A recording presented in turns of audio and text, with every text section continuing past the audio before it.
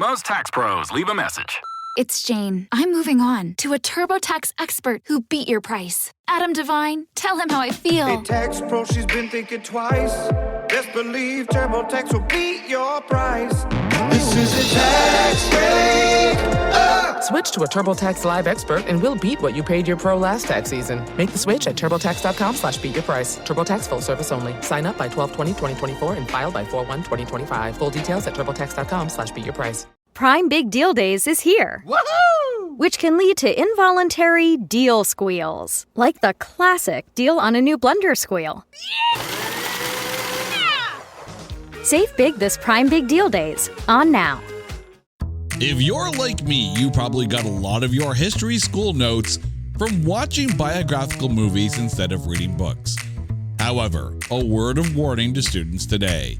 You may not pass if you're watching this film for historical accuracy, but the look on the teacher's face would be priceless. Nevertheless, we are here to say that Abraham Lincoln versus zombies is not that bad.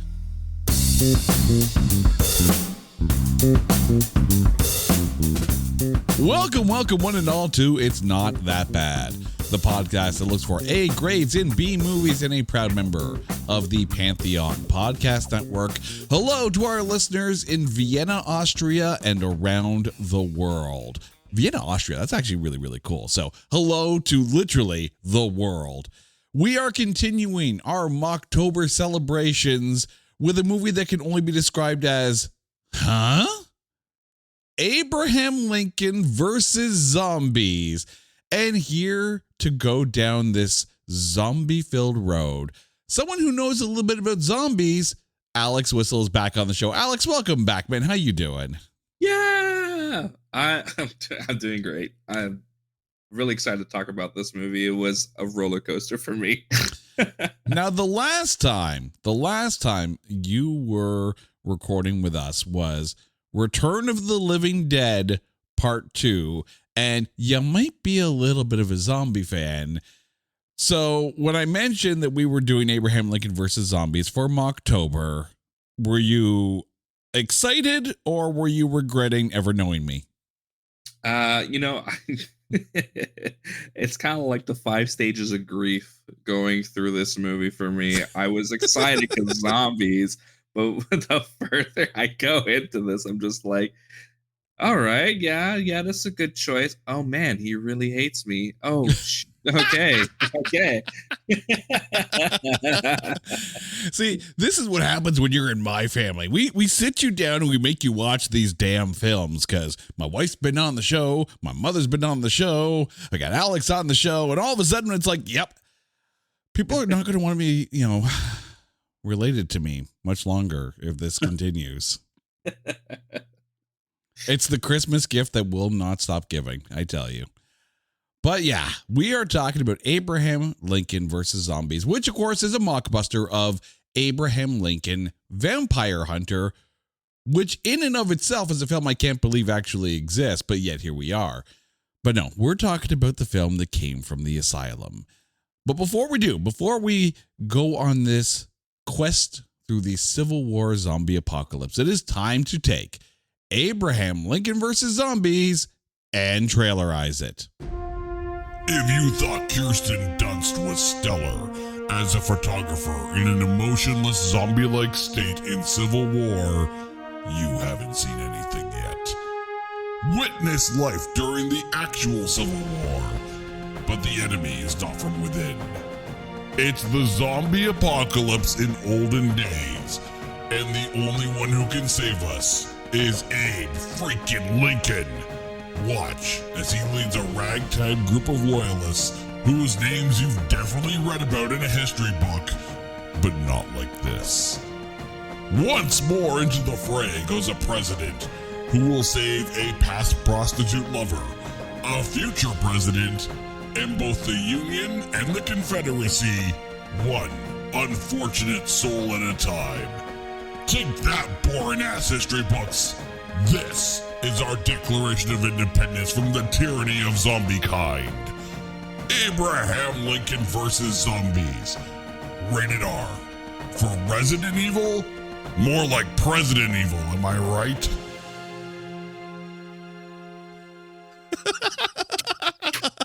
That's so good. That's so freaking good. President Evil. Oh, damn. I wish I thought of that. Right? Now, right now, there's a bunch of like Resident Evil fans going, they're not really zombies. They're just infected. Like, I'm sorry. We're talking about Abraham Lincoln versus zombies. President Evil. That's what we're talking about right now. Not that Abraham Lincoln is evil, just that he's a badass with a scythe, and he's here taking names and taking zombie lives. President Evil. President Evil. Dear listeners, the things that we do for you guys.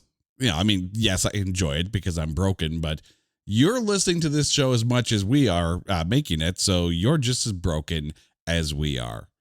But let's get into who is in this film. The movie stars Bill Oberst Jr., Jason Vale, Don McGraw, Christopher Marone, Cannon Quippers, Baby Norman, Hannah Bryan, and Bernie Ask. The movie was directed by Richard Schenkman. Prior to this film, he had directed the music video for Sheryl Crow's What I Can Do For You. But prior to that, he also directed some direct-to-home video Playboy films. So we're there. Now, if this movie, the plot of it, Abraham Lincoln and zombies, sounds familiar, then clearly you watched Terminator: The Sarah Connor Chronicles. Because in season 2, episode 7, the episode titled Brothers of Nobles, this very premise for a film was mentioned in that episode. So it's like someone sitting there watching Terminator: The Sarah Connor Chronicles, which I don't blame you. It's a good show. And then all of a sudden, like, they drop this, like, all right, man, like, picture it. Like, he's on the train and it stops, but then there's zombies. And someone said, oh, I have to do this. The movie itself had a budget of $150,000, not million, $150,000, and of course was direct to streaming. However, I have to give a massive kudos to the production crew on this because the movie was filmed in Savannah, Georgia, most specifically at the Fort Pulaski National Monument, a fort actually used during the Civil War by the Union Army. This is where they would actually test the cannon fire. So, strangely historically accurate Abraham Lincoln versus zombies. I mean, that's probably about where the historical accuracy begins and ends, mind you. But still, regardless of, and I got a lot to say about this film, at least they knew what they were talking about when they said, let's film here, and actually had an idea. Like, damn. You mean to tell me that it's not historically accurate that Abe saved the world from zombies? I mean to tell you that the movie is not historically accurate and that Abe Lincoln did not save the world from zombies. That might have been George Washington. But I'm just saying. I'm just saying. Dang it. But the reason why we are here, and of course, part of it is because it's Mocktober and this is a mockbuster, and that's what we do because that's the boneheaded idea that I came up with, are the critics. Over at Rotten Tomatoes, the film does not have an official tomatometer because the critics are scared. But the popcorn meter sits at 22%. Over at IMDb, it has 3.2 stars. At Letterboxd, it has 1.9 stars out of 5, giving it a 38% rating, which is the same over at the Movie Database, giving this film an aggravated aggregate of 32.5%. And that's actually surprisingly high, considering what I thought going into this film. But before we get into the breakdown of it, Alex, I'm going to toss this to you here. 32.5% as an aggravated aggregate. Is that accurate? I feel like I would do a lot better with a star sort of rating, like out of 5. I feel like a 32% kind of sits at like a 2 and a some bit. Well, that would be a 1.6 right? star rating at that point. I would definitely give this like a 2.5, maybe 3. Okay, so you're looking at about a 50 to 60%. Yeah, I think it did a lot better overall. Like we talked a little bit before recording there. I watched a movie twice, and the second time around it was really enjoyable. So I feel like that score is doesn't do it justice. Also, you watched this film twice, so clearly you are a glutton for punishment, good sir. Yeah. This is basically the cinematic podcast version of self-flagellation. That's basically you're just whipping yourself at this point. No safe word here, baby. No safe word. The safe word is Gettysburg. That's what it is. All right, let's get into the breakdown of this. And of course, we have to start with Abraham Lincoln himself, as played by Bill Oberst Jr. Your thoughts? Listen, visually, this guy did a fantastic job. I don't know much about Abe Lincoln and his voice or sort of how he moved or his mannerisms and stuff. So this is just again based off of TV cartoons and what people say during history class, but I will say I was really amused and confused by the sort of shift in accents throughout this whole movie. I'm like, all right, well, let's go with the flow, I guess. I mean, yeah, we could sit here and nitpick as far as the inflection in his voice and whatnot. And you know what? I mean, whenever we step down to watch a film from the Asylum, I take all expectations and I throw them out the window because I recognize what the Asylum is. They put out lower budget films with maybe not the best of scripts and maybe not the best of talents on the cast. But you know what? They actually do a pretty damn good job of, for lack of a better term, B movies. And every now and then someone in the cast is like, holy crap, they actually do a damn good job. Now, to Bill Oberst's credit, he's a history buff. Like, he knew what he was talking about. Apparently, he only took the role so long as he could actually deliver the Gettysburg Address in the film. And they're like, coincidentally, we have that in here. And he's like, all right, I'll do it. I mean, as a history buff, he brought a gravitas to the screen. He felt like what you would expect Abraham Lincoln to be like. I mean, obviously, we weren't around in the 1800s, and if we were, I look damn freaking good for being almost 200 years old. So, yeah, credit to me. But that being said, when he's on the screen, it doesn't feel like some Kirkland brand knockoff kind of, like, oh, hey, look, there's Abraham Lincoln, taking pictures with people at President's Land. No, he actually feels like presidential. He feels like the kind of character that people would follow. And I think part of being that history buff lends his performance to a little more credence. Like, I'm not going to lie, this may be one of the best acting performances in an Asylum film that I have seen to date. I couldn't agree more. I don't think this is just facts. He definitely played his role the best out of everybody that was on there. Like the most believable. A bad explanation would be he was the best actor in a B movie. Like, he should be in better things. Hire this guy. Right. I mean, as I'm looking through his filmography, and then, there's enough in here. Like, he's actually a decently hardworking actor. He was in an episode of Scream Queens. He was in an episode of Criminal Minds. He was in the movie 3 from Hell. He was in the movie Everybody Dies at the End. Like, there's some decent films and TV shows in his filmography, and for good reason.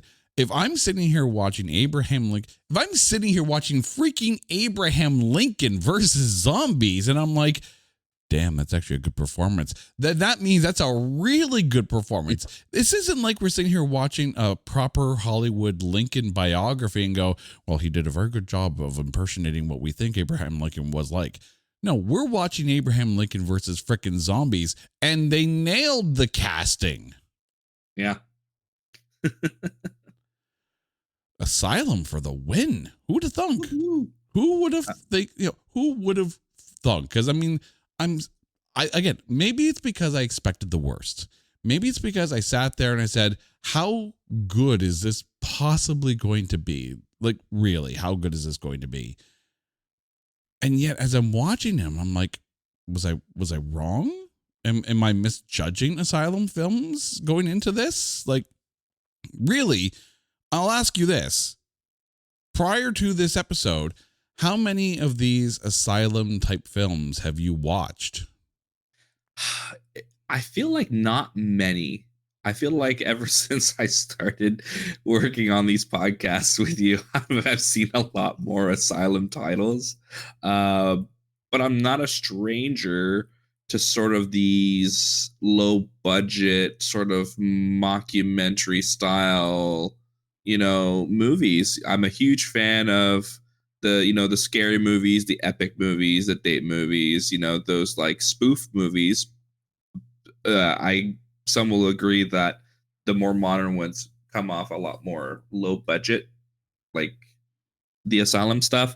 I've seen Rise of the Zombies that had Danny Trejo star in it and a bunch of guys from like Z Nation and stuff. I've seen the entire Z Nation series, and that I believe was an entire Asylum project as well. Mm-hmm.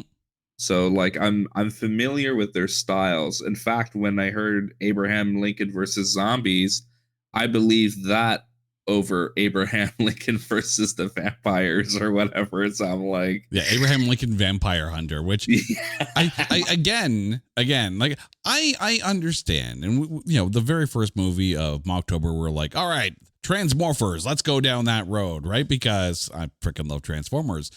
Even Battleship, because it was a big enough budget film as it's coming out where it's like, okay, cool, let's do a mockbuster of that. I understand. Abraham Lincoln Vampire Hunter deserved a mockbuster? I'm shocked. I'm shocked. Bernie Ask, who played Edwin Stanton.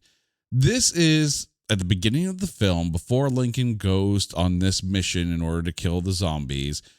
Edwin Stanton, and this is actually in real life, Edwin Stanton was Secretary of War during the tenures of both Abraham Lincoln and President Andrew Johnson. So he actually has a purpose for being there. Your thoughts? No, I like the character. One of my issues, and it's not performance wise, it's production wise, I feel, is like some of the overdubbing. I feel like maybe you would have noticed this. There's definitely shifts in quality over people's speeches or whatnot. Some people look like it's not even their real voice. Mm-hmm. But they, despite some of these errors, did a great job. Like them too. They were one of the better of the cast for sure. So yeah. I'm going to give this movie a bit of a pass because, again, I mentioned that the budget is $150,000. So when you're dealing with recording on location, obviously you're fighting the wind, you're fighting any generator noises, you're fighting a lot of ambient sound, or in some of these older rooms that are clearly in historical locations, you're probably dealing with a lot of wood and a lot of echo.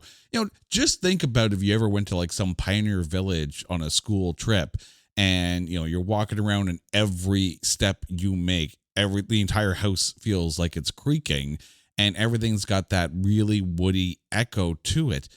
The problem, though, is that to do ADR for a film, that's automated dialogue replacement, you then have to spend the time in post-production and bring every single actor in, put them in a studio and have them watch the screen and redo every single line that they said on location. And that's how you get clean sound in your films.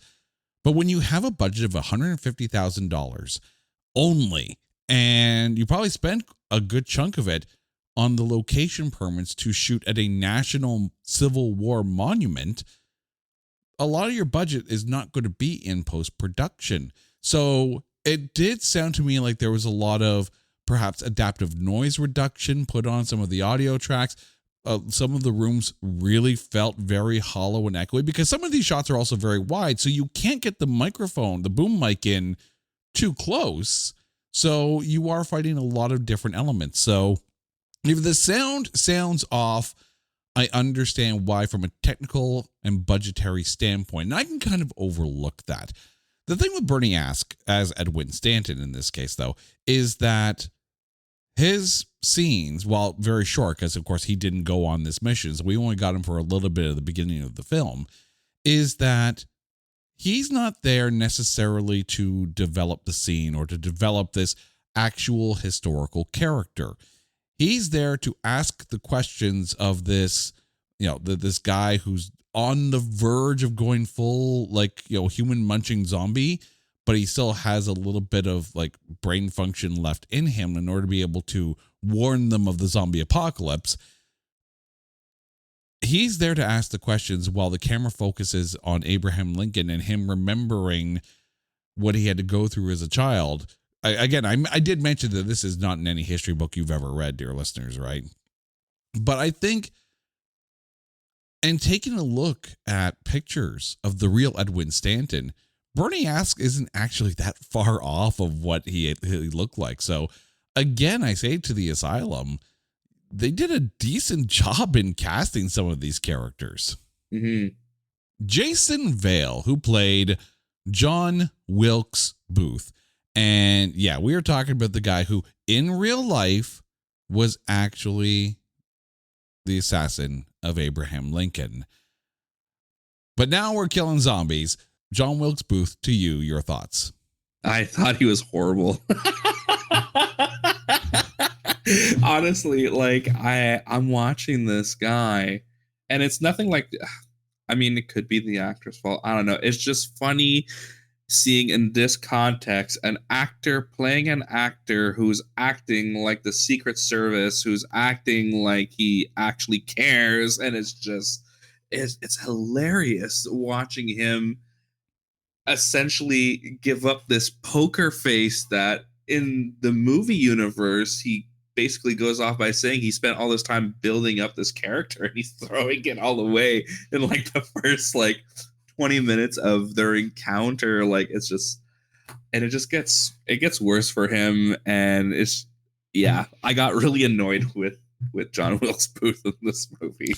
I mean, I understand putting him into the cast, into the group, because when you're on a mission, one of the best things you can do, at least as far as creating tension in your script, is to insert a character that all of a sudden creates discordance within the group, or a dissonance, if you will.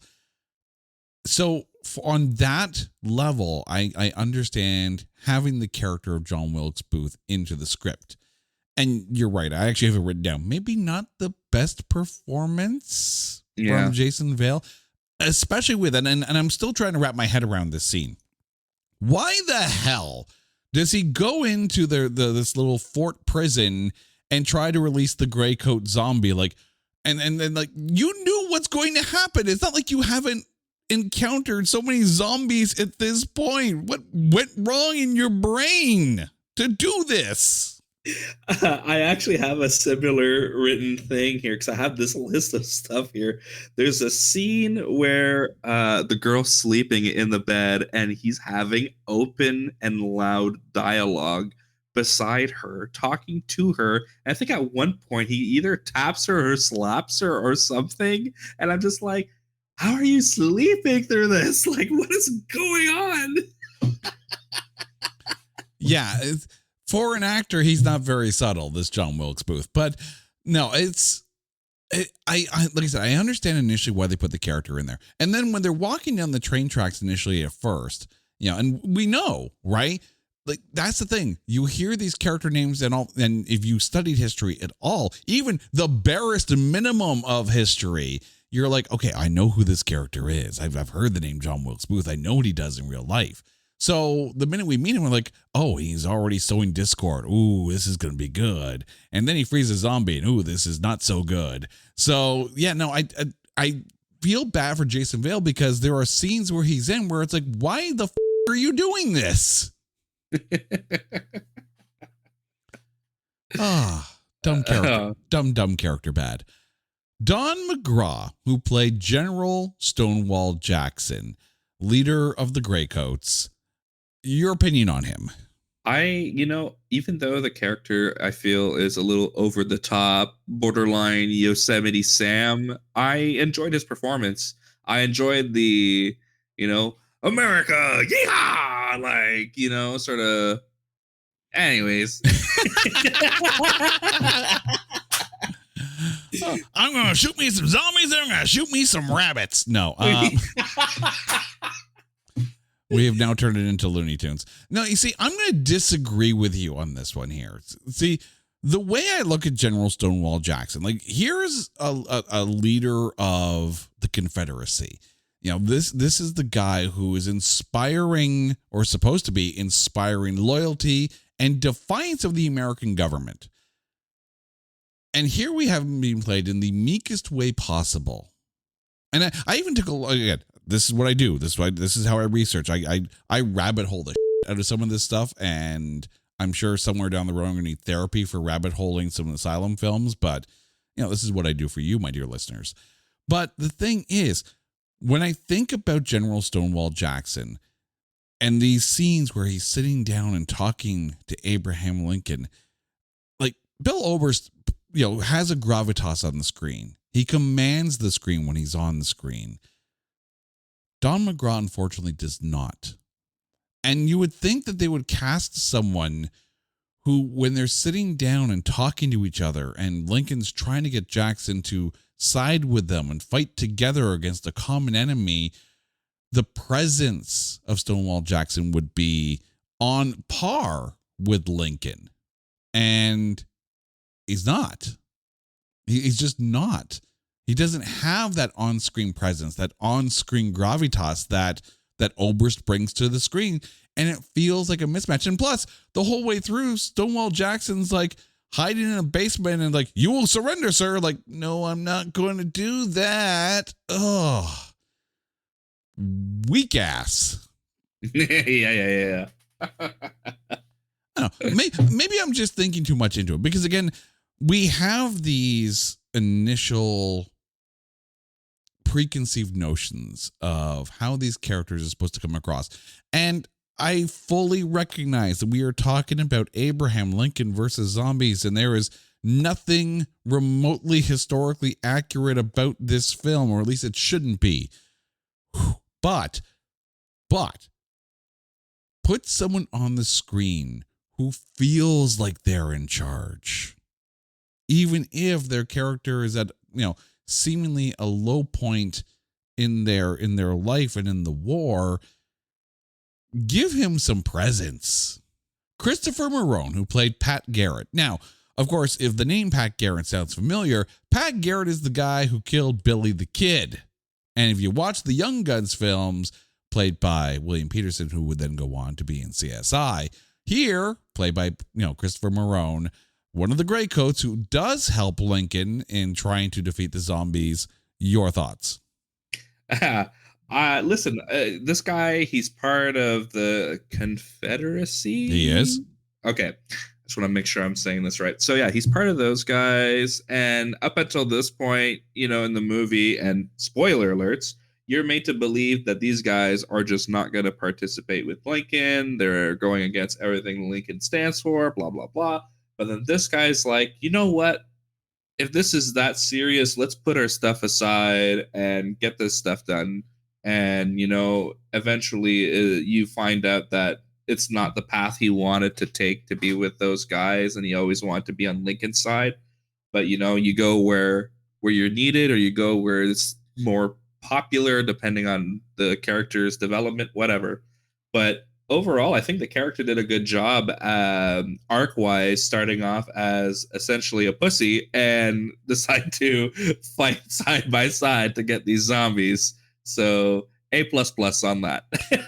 Yeah, I mean, as a gray coat who, basically defies Stonewall Jackson because he recognizes that sometimes even in conflict you face things that are greater than whatever it is you're fighting against.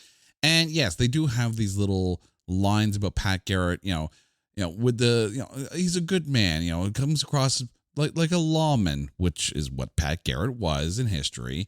And even Pat Garrett saying, I'd rather go out west and be a cowboy. Well, duh, we know what happens. I watch Young Guns. We talked about Young Guns too on this show. So yeah, we talked about that. But, and I give Christopher Marone very, very, like a lot of credit because he actually comes across, especially in the scenes where he's talking to Lincoln and coming up with the plans. Like there are scenes where I'm like, he's doing really good. He's standing toe to toe with Bill Oberst in this one, and that feels good. But I have to ask, and I don't know because I'm not on set, and I don't know because I didn't read it anywhere. And I really hope that is not a real mustache on Christopher Marone's face. No, okay. Because it looks fake as shit, and I'm sitting there, I can't look away from this thing. Like, it looks like a dead squirrel's tail just got duct taped onto his face. And I feel like that scene in freaking Austin Powers, like I'm going, mole, mole, mole, mole, mole, mole, mole. Oh, this mustache looks so bad. I feel like we're going to get to this eventually because like I said earlier, I literally have a list of small things that kind of stood out to me. That mustache is not a small thing. That mustache is a big, giant, huge, furry wart on this thing. Oh my God. When I saw that, and like there's this one scene, I can't remember, but he's talking and it was a close up and he turned and it unglued a little bit on the side. And then I started staring at everybody's face. And I'm telling you, even Stonewall Jackson's facial hair is fake. And I'm like, damn. Like, this really is happening right now. I tried picturing this guy with no mustache after for the rest of the movie. Like this is the freaking Party City mustache you put on your 8-year-old as he's going out for trick-or-treating, and they're using it in a freaking $150,000 budget film. Stop shopping at Party City for your wardrobe. I can't look away from this thing. Oh, and, no, it's horrible. I feel really bad if that's the way his mustache really grows in, but there's no way anyone lets some dirt squirrel under their nose like that in real life and doesn't shave it the fuck off. Seriously. Oh, I have seen worst mustaches on hockey players in their first playoffs in their teens. I'm looking at you, Sidney Crosby. Your mustache looks better than this fake ass on Pat Garrett's face in Abraham Lincoln versus Zombies. Also, welcome back hockey season. Here we go. But despite that, I still think Christopher Marone did a fantastic job in the role. And the funny thing is, going back to Young Guns 2, and I recognize we're talking about another film that is really not historically accurate, William Peterson does a fantastic job as Pat Garrett. There are some characters, and for some reason, they nail the casting every time. And Pat Garrett's one of those characters. Baby Norman, who played Mary Owens. This is the Mary that, shot the guy in the leg. Lincoln's original or old love. Your thoughts on her? I was confused at first when they first got introduced in the movie. I'm like, oh, yeah, definitely old girlfriend.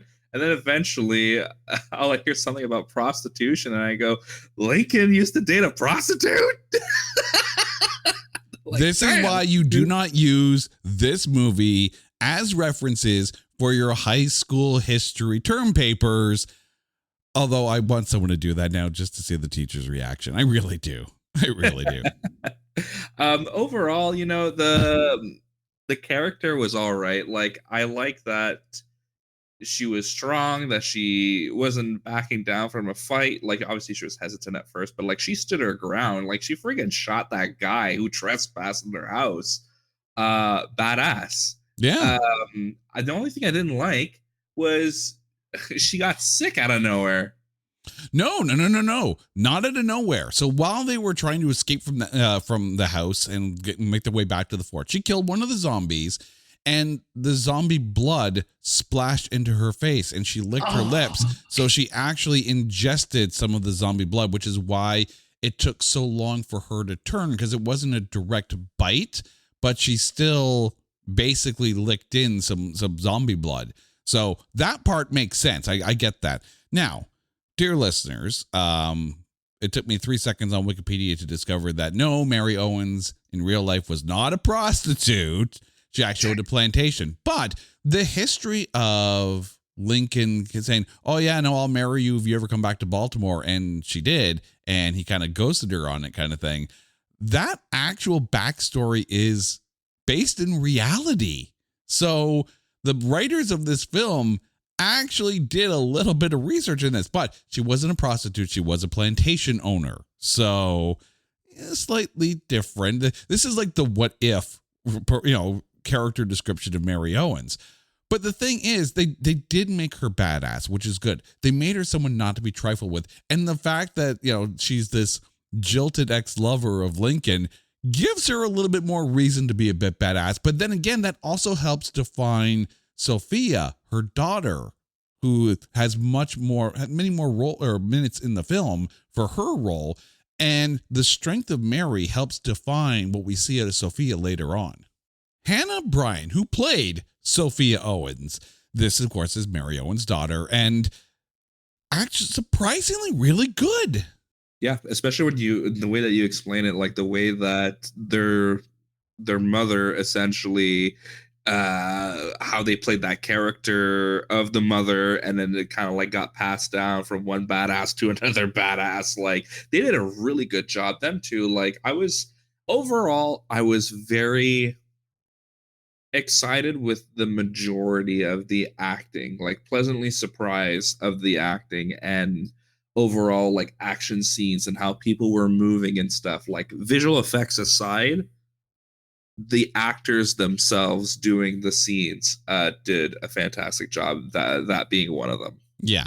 And if I'm taking a look at, one character exists to define another character, in this case, that actually helps define another character. So obviously with Mary being as badass as she is, that helps the viewer understand why Sophia is also very badass. But it also shows why she's so caring of young Teddy Roosevelt, as played by Cannon Quippers.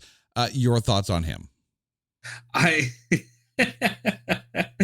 When I got to the scene where they got into the house and blah blah blah, and everybody's being introduced, and Lincoln looks over at him and he goes, "So who are you supposed to be?" And he goes, "I'm Theodore Roosevelt." And I'm like, this guy there's no way that he met the president. Like, you know what I'm saying?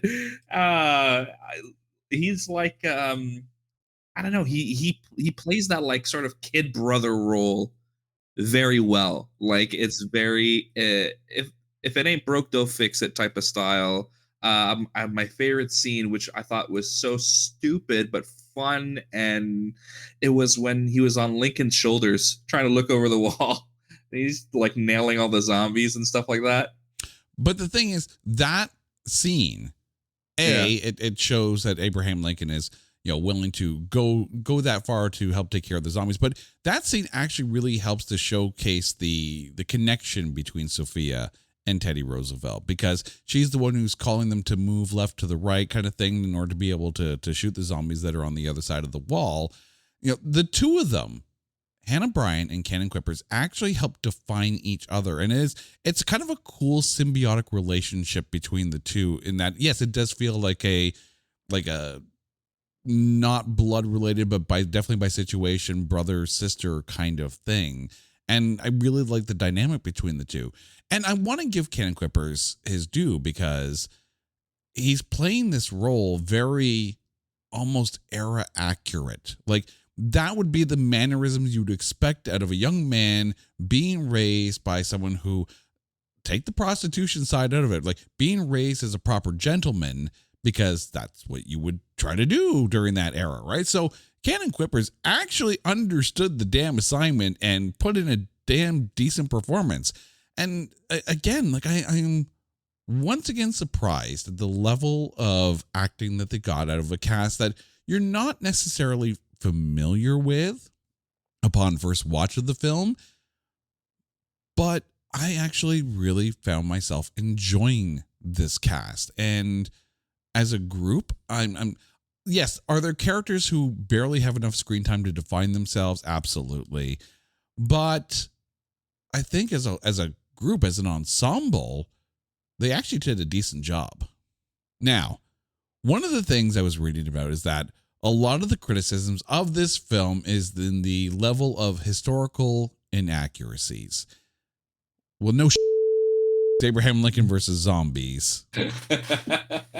So I'm pretty darn skippy that historical accuracy is out the window.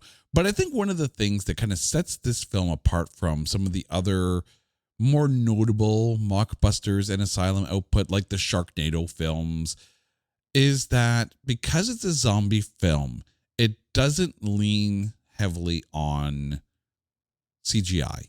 You know, there's no heavy CGI lifting. There's no weird aliens that really don't look like they're supposed to be there.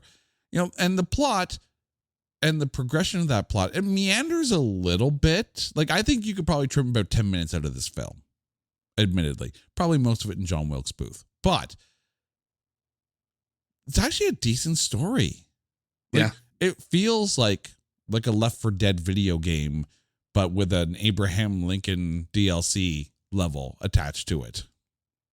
I'm going to go search the internet after. There might be an actual, like, campaign mod for Left 4 Dead, and it's Lincoln versus zombies. Oh my God. If there is, you need to tell me about this, because I would play the out of that. Like, I'm not gonna lie. Like, there are parts of this game or parts of this movie where I'm like, this feels like it could be a level in a video game. And maybe that's why I actually found myself enjoying this film. And yes, I actually did enjoy this film.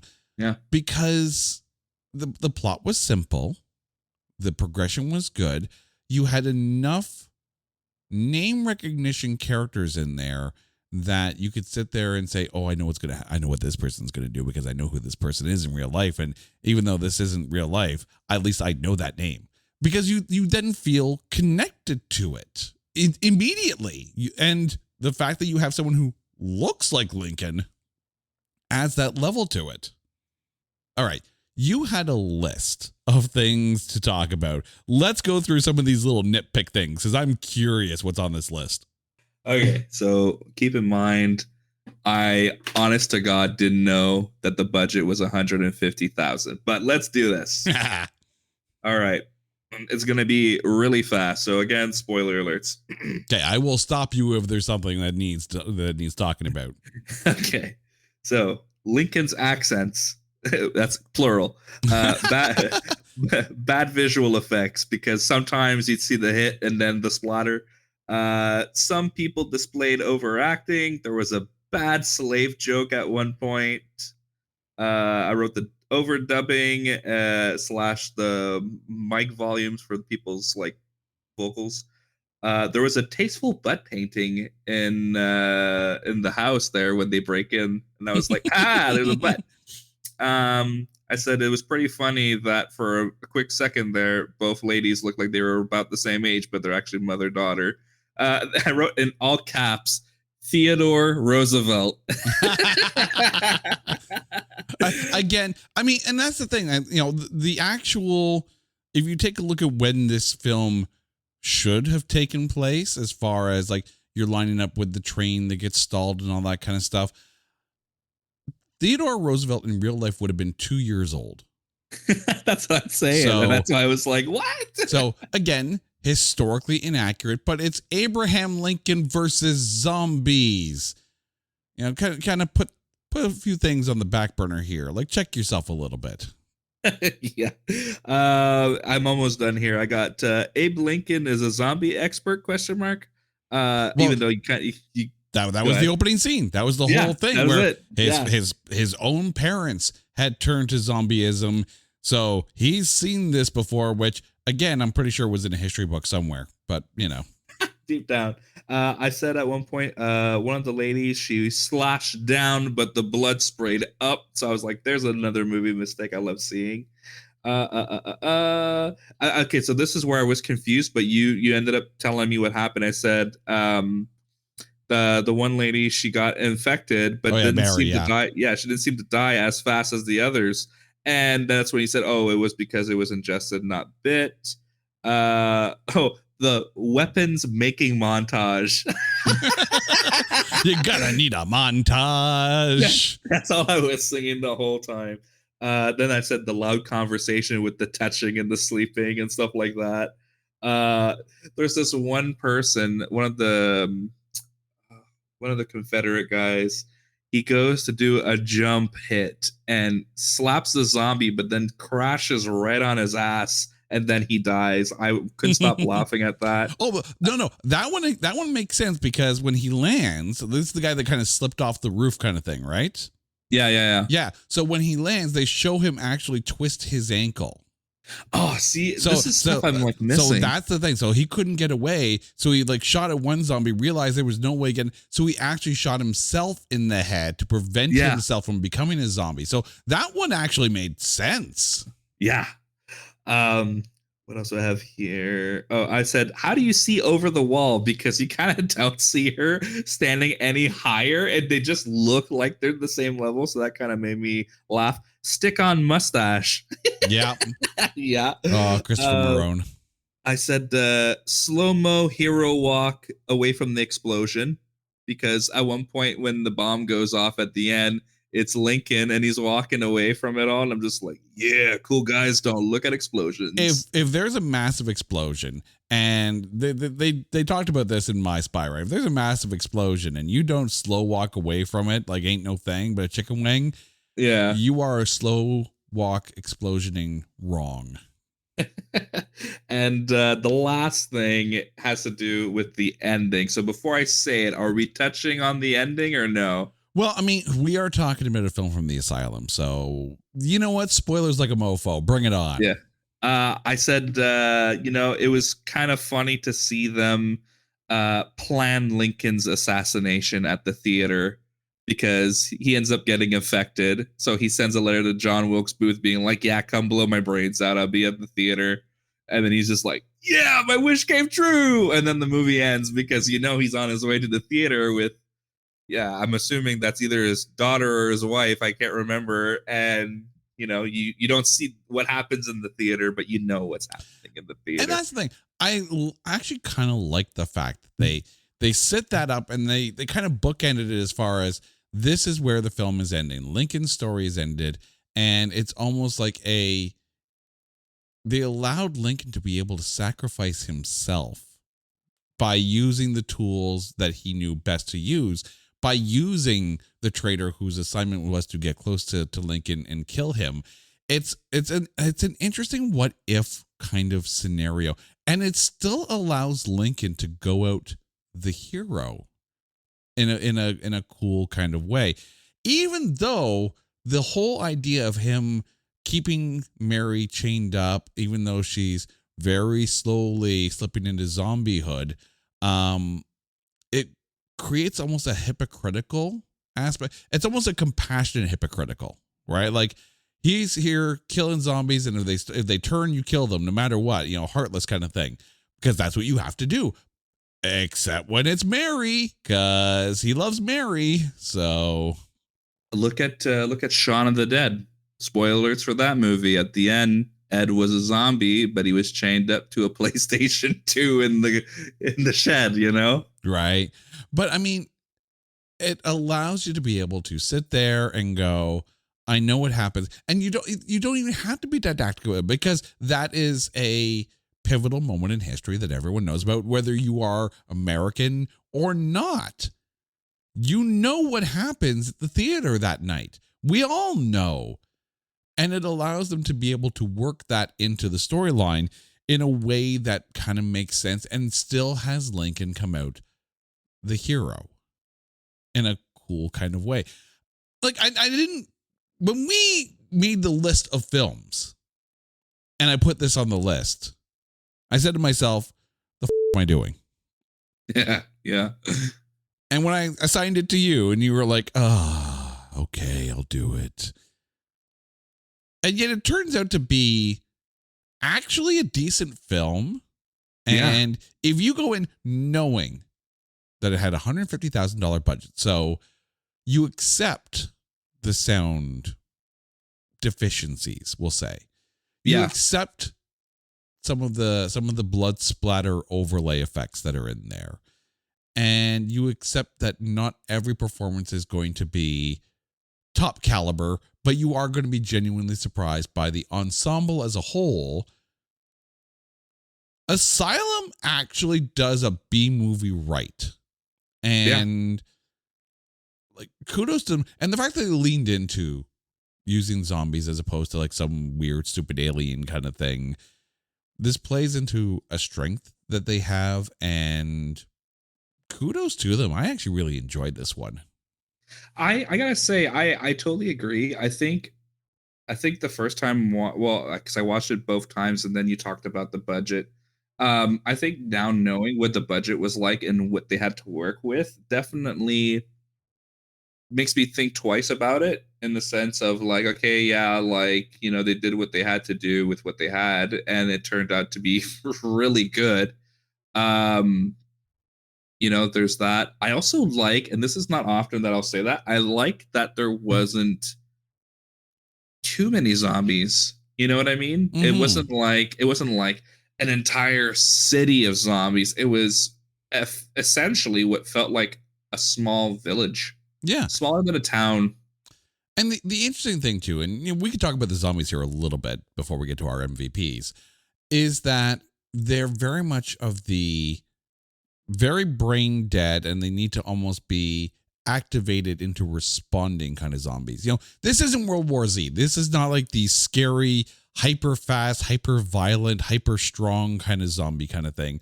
And it's not the stupid lumbering brain zombie like from, you know, from other films that we have covered on the show with you on the show. But still, regardless of, you know, and it's not a comedy, right? So the zombies aren't there for, you know, blow them up, chop them up, you know, humor kind of thing. Mm-hmm. So for them to try to sneak around, like, it's not Walking Dead level of zombies, but I actually don't mind this kind of zombie. All right. So now that we've come to the end of the show, Alex, before we get to our MVP, I will ask, do you still think I hate your guts by assigning you this film? No. Okay. You'll come back on the show. It's okay. Yeah. I'm sure I'll find another movie to torment you with. Oh. All right. Who is your MVP of Abraham Lincoln versus zombies? I feel like it's a little bit of a no-brainer. I'm going to say Abe Lincoln, simply because and I feel like you could say like the acting and blah, blah, blah. I just love the way that he wields that. What's it called? That like knife thing? Yeah, that like weird scythe kind of thing. Yeah. I love the way he handled that when there's this one scene where he does that quick flip and a chop. Like, love it. That's my MVP. Yeah, Bill Oberst Jr. is also my MVP as well. Because, I mean, he's in almost every scene in this film. The movie kind of lives and dies on how good a Lincoln he is. And damn, how good of a Lincoln is he? Because damn, like, very good. He brings a level of care to the character for this. There's almost like a joie de vivre of being able to play this role. And this isn't the first president he's played. On stage, he actually played John F. Kennedy early on in his career. So, yeah, like, this is, you know, apparently he's good at being a president. The movie benefits greatly from his presence on screen. I do want to give a shout out to Hannah Bryant and Cannon Quippers, because the two of them together really did work together well as young Theodore Roosevelt and Sophia Owens. Like, I really enjoyed the pairing of them on screen, and I think the two of them working together, it did create that, you know, siblinghood through adversity kind of relationship between the two of them. And I like that. It worked out well. Alex, thank you for joining us in this first ever Mocktober celebration of all that is B. Now, please let our listeners know where they can find you out there on the interwebs and what you've been up to lately.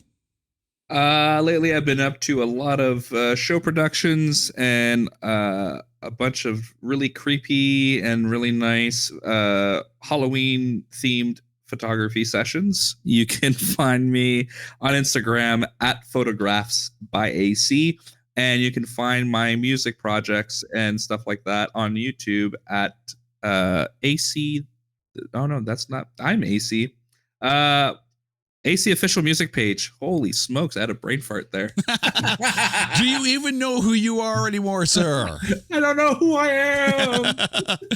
All right, Alex, thank you so much. And dear listeners, you guys know the drill. If there is a movie out there that you think is unfairly maligned or is so bad that there is no way in a civil war that we can find anything good to say about it, hit us up on social media at NotThatBadCast or go to our website at NotThatBadCast.com. And while you're there, make sure you check out our music shows, There Can Only Be One and Spin, Shuffle, Skip. Until next time, he's Alex, I'm Jay. You guys are awesome.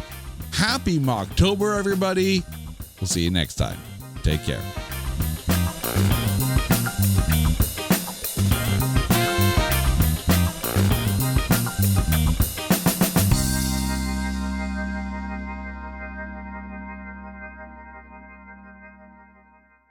The Kimi Kato Show, featured on Pantheon Podcasts. The Kimi Kato Show is a weekly exploration of Japanese pop culture in all its facets. Kimi and Jeremiah, as hosts, delve into various aspects of Japanese culture, including music, food, fashion, and film, offering listeners a comprehensive and entertaining look at what makes Japanese pop culture unique and intriguing. It is your invitation to Japan. Hey everybody, I'm Dan. I'm Doug. We're in the band Hoobastank. Hi, I'm Takato Miyake, working for Suntory Global Spirits. Hello, I'm Sincere from Yusenke. Hello guys, this is Masata Kumi. This is Chris Hart. Hi, I am Sugizo. You are listening to Kimi Kato Show. Thank you. Kimi Kato Show is brought to you by Evolve Entertainment Network, Pantheon Podcasts, and Radio Candy Media.